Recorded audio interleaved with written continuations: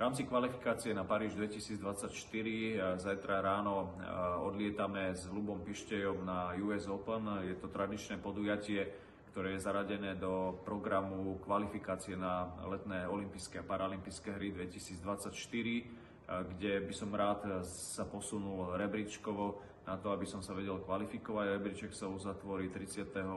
marca, čiže je nevyhnutné, keďže je to živý organizmus a všetci športovci zbierajú body, aby sa prostredníctvom rebríčku kvalifikovali. Je nevyhnutné ešte do konca marca absolvovať viaceré turnaje, takže po US Open vyhodnotíme, ktoré ďalšie turnaje potom ešte v februári, marci budeme musieť absolvovať. Druhá časť reprezentácie cestuje do Egypta, kde takisto máme hráčov, ktorí majú šancu sa ešte kvalifikovať, tak pevne verím, že sa nám to podarí dosiahnuť a čo najviac parastolných tenistov bude v Paríži môcť bojovať o najvyššie mety.